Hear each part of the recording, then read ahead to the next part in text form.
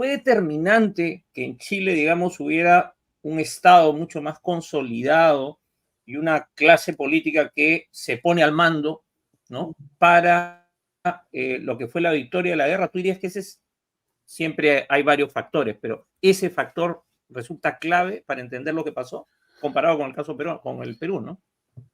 En general, la historiografía tendió a explicar la victoria chilena apelando a elucubraciones de tipo racial, hablando de la superioridad racial chilena, pero en términos historiográficos, uno de los, creo que de las interpretaciones fuertes que tenemos en el libro es cuando examinamos la política, como la sala de máquinas del poder de ambos estados, y ahí uno puede determinar por qué un país termina derrotando a sus aliados, porque en realidad la clave está en esta distinción y subordinación del poder militar al poder civil, que en Chile está clarísimo. En Chile está clarísimo que los militares están subordinados al poder civil. En cambio, esa distinción no es para nada clara en el caso de los aliados. Cada derrota en el campo de batalla supone también un terremoto político, una catástrofe política. Entonces, no hay una solución de continuidad en el mando militar, hay desconfianza entre los mismos caudillos, entonces no se puede establecer un frente militar común.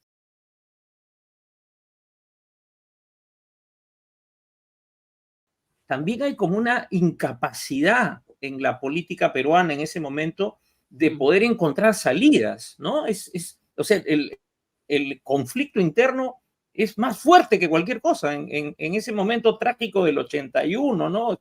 Es terrible cuando uno lee el libro y, bueno, recordando otros trabajos también, ¿no? Me parece central eso, pensando además en nuestra situación actual también. Y seguimos ahí, y seguimos ahí. O sea, más fuerte es la lucha de facciones que preservar, digamos, en este sentido, la unidad de la República, su geopolítica, ¿no?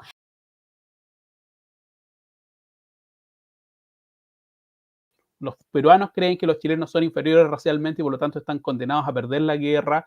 Los chilenos piensan que los aliados son también inferiores racialmente. Entonces se pliega el discurso racial, el discurso religioso, pero también el discurso político. Esta idea de Chile de nosotros vamos a triunfar porque a diferencia de nuestros rivales que tienen un siglo XIX lleno de tumultos, de guerras civiles, de caudillismo, nosotros tenemos una tradición de estabilidad institucional y esa es nuestra fortaleza. Entonces se mezclan en este tipo de discursos varios planos, pero que tienen la intención de movilizar a la sociedad civil. Se trata de una guerra de un alcance notable, a diferencia de los conflictos previos, en el sentido que hay que movilizar a la nación.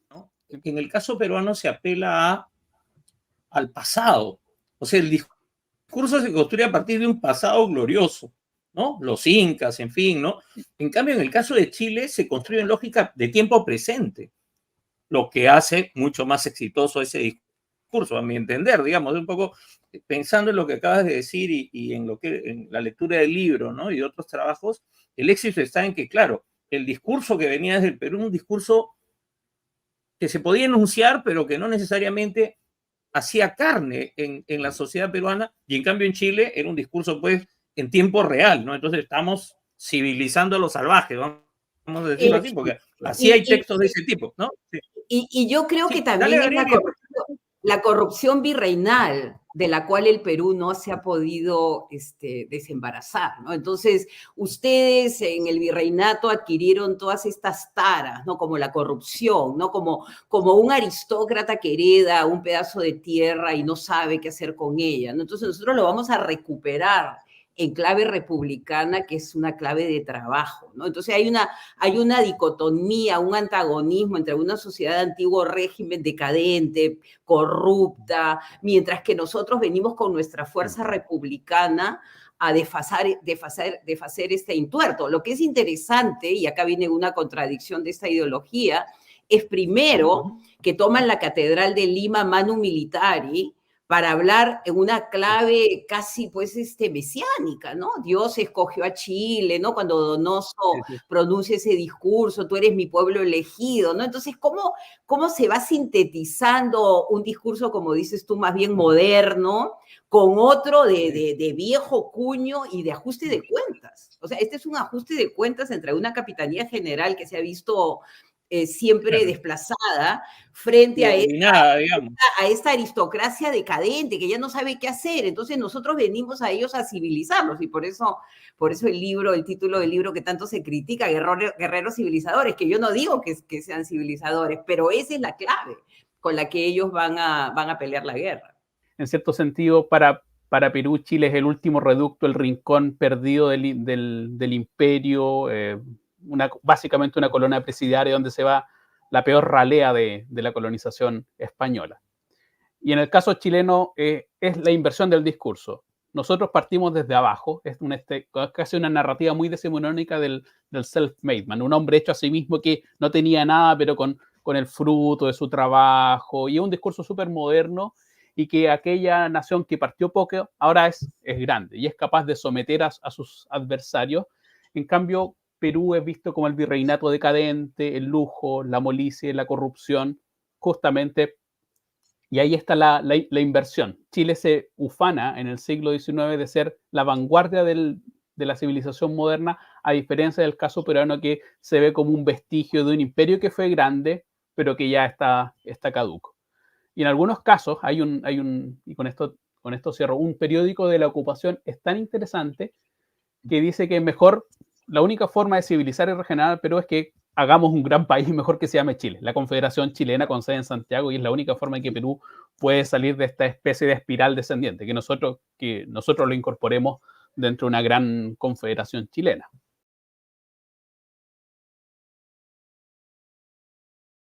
La guerra para Chile significa el salitre, la expansión territorial, ¿no? La consolidación de una forma de Estado, pero a la vez se incuba una crisis, ¿no? Que va a llevar a esta guerra civil, que ustedes han trabajado además en el otro libro, pero como la vez pasada no pudiste estar en la entrevista, quería entrar un poco también a tu perspectiva, ¿no? O sea, ¿cuál es la mirada de por qué es que eso lleva a Chile a esa gran crisis que tiene y a esa guerra civil que fue brutal también, ¿no?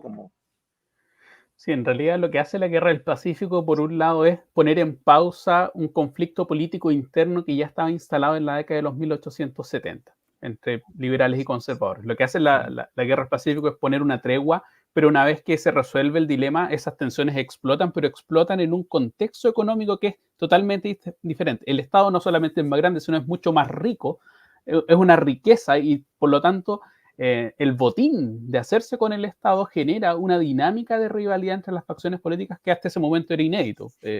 Y además, los militares adquieren una visibilidad y un protagonismo en la política que también era inédito. Entonces la guerra trastorna todo, trastorna la dinámica política interna, al antagonismo lo reflota, el hacerse de los recursos de este nuevo Estado salitero, que es formidable y que antes no existía, y al mismo tiempo aparecen estos protagonistas que habían sido al menos por 40 años desterrados de la política contemporánea, que son los militares. Entonces, claro, muchas veces después en la posguerra se aparece esta noción o esta imagen de los peruanos nos envenenaron con el veneno del salitre, nos dieron como un presente griego, como un caballo de Troya. Parecía un enorme trofeo, pero al final ahí estaba la semilla de la destrucción.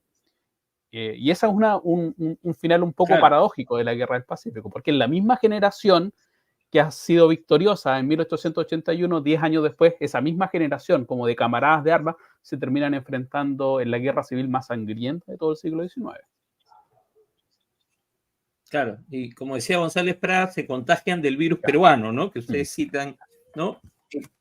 Carmen, nos queda un minuto, pero sí, dale.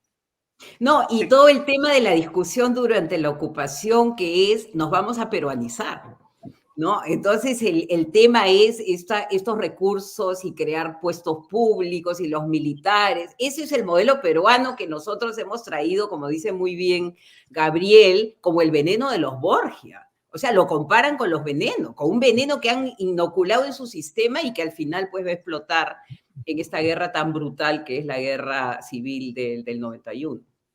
Busquen la Guerra del Pacífico 1879-1883 de Carmen McEvoy y Gabriel Cid.